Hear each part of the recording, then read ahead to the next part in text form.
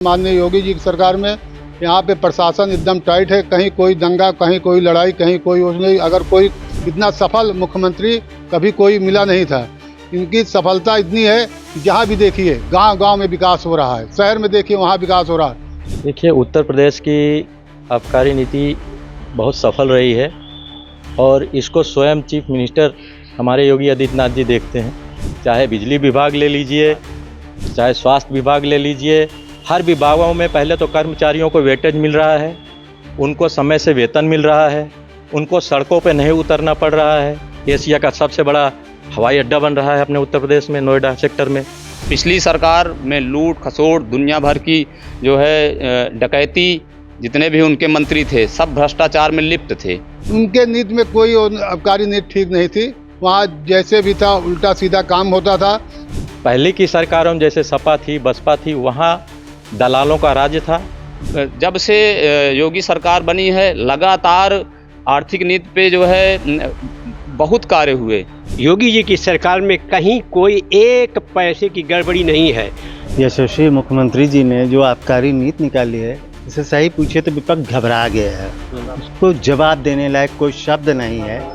उत्तर प्रदेश की योगी सरकार की आबकारी नीति किस तरह की है और इससे क्या वास्तव में विकास को पंख मिल रहे हैं, इस योजना से क्या कितना लाभ हो रहा है उत्तर प्रदेश का और उत्तर प्रदेश वासियों का, हमारे साथ बात करने के लिए तमाम लोग मौजूद हैं। आप देख सकते हैं। अब ये बताएंगे कि किस तरह की आबकारी नीति है योगी जी की। क्या नाम है? दीपक कुमार। दीपक जी, किस तरह से योगी की आबकारी नीति है, इसका कितना बेनिफिट राज्य को मिल रहा है? इसमें 100% राज्य को मिल रहा है इसका लाभ। यहाँ पे जो आबकारी नीति है बहुत सफल है और सरकार में जो आबकारी नीति थी वो बहुत गड़बड़ थी। उसमें लूट खसोट ज़्यादा था। लेकिन हमारे सरकार में, माननीय योगी जी की सरकार में, यहाँ पे प्रशासन एकदम टाइट है। कहीं कोई दंगा, कहीं कोई लड़ाई, कहीं कोई नहीं। अगर कोई कार्य करता है गलत तो उसके लिए तुरंत प्रशासन उनके ऊपर टाइट हो जाती है। और जो आबकारी नीति से पैसा मिलता है उससे शहर का विकास होता है, प्रदेश का विकास होता है। ये हमारे माननीय योगी जी की देन है। इतना सफल मुख्यमंत्री कभी कोई मिला नहीं था। इनकी सफलता इतनी है कि जहाँ भी देखिए गांव गांव में विकास हो रहा है, शहर में देखिए वहाँ विकास हो रहा है। नाला देखिए, नाला बन रहा है। पानी, बरसात का सीजन है, कहीं भी जल भराव नहीं हो रहा है। ये हमारी योगी जी का शासन है और इनका वक्तव्य है, व्यक्ति उनका है। क्या पिछली सरकारों की आबकारी नीति सही नहीं थी क्या? उनके नीति में कोई आबकारी नीति ठीक नहीं थी। वहाँ जैसे भी था उल्टा सीधा काम होता था, लफ्फेबाजी होती थी और घूस चल रहा था। गलत आदमी, माफिया लोग, शराब माफिया थे, उन लोगों की बिल्डिंग बन गई और गरीब जनता यहाँ पे त्राय करती रह गई। ये पूर्व की सरकारों की देन थी। लेकिन हमारी सरकार में हर आदमी खुशहाल हैं। व्यापारी भी खुशहाल है, किसान भी खुशहाल है, जितने भी लोग हैं मजदूर जो वो भी खुशहाल हैं, कर्मचारी भी खुशहाल हैं। ये सरकार जनता के हित में फैसला लेती है, कोई गलत फैसला नहीं लेती है। और जहाँ कहीं भी अगर कोई होता है तो मिट्टी में मिला देते हैं। ऐसे हमारे माननीय योगी जी हैं, उत्तर प्रदेश के मुख्यमंत्री। इनका कार्य बहुत सराहनीय है। इनको मैं बहुत बहुत धन्यवाद देता हूँ, माननीय योगी जी को। तो ये थे इनके विचार। हमारे साथ और लोग भी हैं। क्या नाम है आपका? भूपेंद्र सिंह। भूपेंद्र जी, उत्तर प्रदेश सरकार की आबकारी नीति कैसी है, इसका कितना बेनिफिट राज्य को मिल रहा है? देखिए, उत्तर प्रदेश की आबकारी नीति बहुत सफल रही है और इसको स्वयं चीफ मिनिस्टर हमारे योगी आदित्यनाथ जी देखते हैं। इसके कारण क्या होता है कि जब खुद मुखिया उसके ऊपर विशेष ध्यान देता है तो कोई भी नीति हो वो सफल होनी है और 100% होती है। जैसे आप देखिए, पहले शुरुआत में गरीब वर्ग था, मध्यम वर्ग था, अमीर वर्ग था। उसमें अमीर वर्ग हावी था और माफिया चरम सीमा पे थे दूसरी सरकारों में।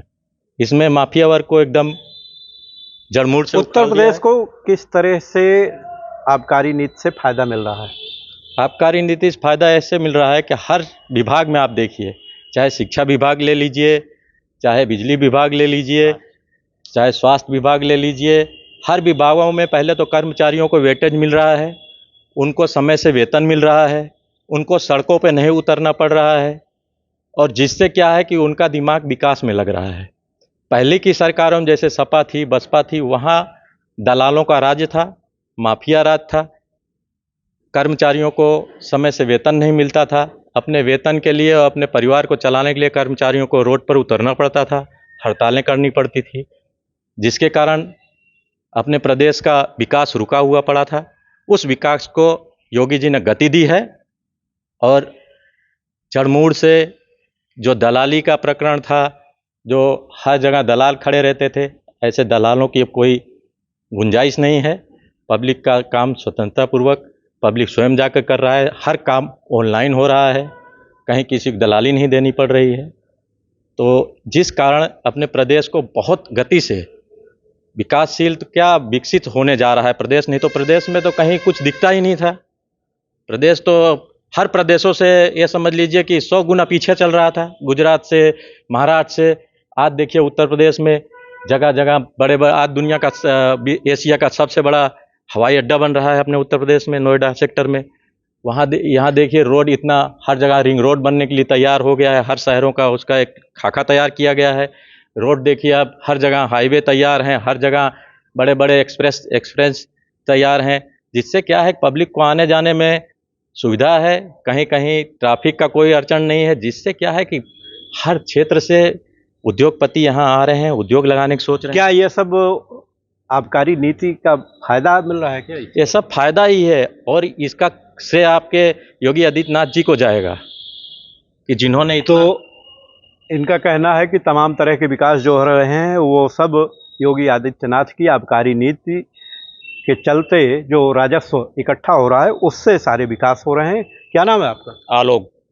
आलोक जी, पिछली सरकारों में और मौजूदा सरकार की आर्थिक नीति में कितना अंतर है और किस तरह का फायदा मिल रहा है राज्य को?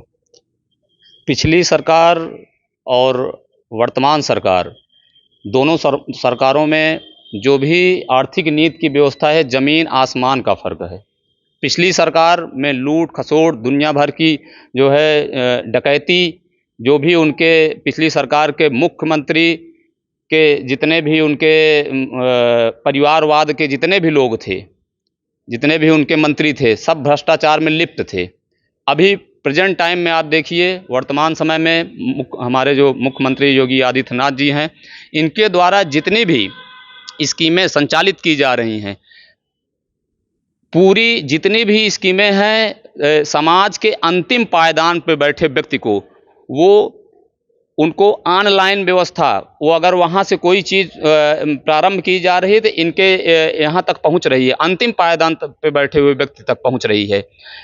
आर्थिक नीति जब से योगी सरकार बनी है, लगातार आर्थिक नीति पे जो है बहुत कार्य हुए।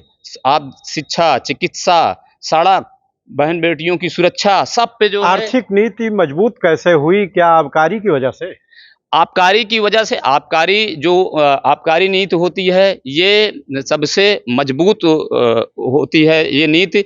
इससे जो है पूरी व्यवस्थाएं संचालित होती हैं। जितने हमारे कर्मचारी हैं, गवर्नमेंट एम्प्लॉय, उनकी जो है सैलरी इसी से मिलती है। और भी जो भी व्यवस्थाएं हैं, वो आर्थिक नीति का बहुत ही महत्वपूर्ण योगदान रहता है। इससे आप देखिए अभी प्रतापगढ़ में आप देखिए मेडिकल कॉलेज, जब से योगी सरकार बनी हुई है, मेडिकल कॉलेज, सड़क देखिए, कहीं भी पहले तो हर जगह जहाँ जाइए रोड मिलती नहीं थी, केवल गड्ढे मिलते थे। आज कहीं भी आपको जाना है, यहाँ से प्रयागराज जाना है, अयोध्या जाना है, कहीं भी जाना है, सरकार इतना बढ़िया कार्य कर रही है। अभी हमारे जो भी पेशेंट रहते थे जिला चिकित्सालय से, उनको प्रयागराज एसआरएन जाना रहता था, 2 घंटे 3 घंटे लग जाते थे। आज ज़्यादा से ज़्यादा 45 मिनट में एसआरएन जाने की आवश्यकता ही नहीं पड़ती। फिलहाल जो है सरकार की लगातार नीति जो भी चल रही है, बहुत ही व्यवस्थित सुसज्जित तरीके से चल रही है। हमारे साथ बात करने के लिए एक एक्स प्रिंसिपल हैं। प्रिंसिपल साहब, क्या नाम है आपका? राजेश्वर प्रसाद पांडे। पांडे जी, पिछली सरकार जो समाजवादी सरकार थी और मौजूदा योगी जी की सरकार, इसकी आबकारी नीति में कितना अंतर है और किस तरह से राज्य को फायदा मिल रहा है? पिछली सरकार जैसे दिल्ली के केजरीवाल थे, वो चले गए आबकारी नीति की गड़बड़ी के कारण। इनके हमारे सरकार में जो है ये योगी जी की सरकार में कहीं कोई एक पैसे की गड़बड़ी नहीं है। जो चाह रहे हैं सब जो है विकास कार्यों में लग रहा है। शिक्षकों को, स्वास्थ्य विभाग के कर्मचारियों को और किसी विभाग में जहाँ कोई ज़रूरत पड़ रही है उनको जो है भरपूर सहयोग दे रहे हैं, क्योंकि इनके पास विभाग है और 1% गड़बड़ी नहीं है इनके विभाग में, आबकारी विभाग में इनके रहते हैं। किस तरह से इसका बेनिफिट मिल रहा है? इसका बेनिफिट हर प्रकार से मिल रहा है, चाहे जिस क्षेत्र में देखिए सब दिखलाई पड़ रहा है। आबकारी नीति से जो बजट आता है, आय होती है सरकार की, उसका किस तरह से उपयोग किया जा रहा है? आबकारी नीति से जो भी आय होती है उस सरकार जो है उसका 100% सबके लिए लाभ दे रही है। शिक्षा विभाग, स्वास्थ्य विभाग, अन्य विभागों में और जहाँ कोई भी कमी है उसको जो है इस विभाग से जो है उसकी पूर्ति करके जो है देश को जो है समृद्ध बनाया जा रहा है। क्या नाम है आपका? विजय वर्मा सर।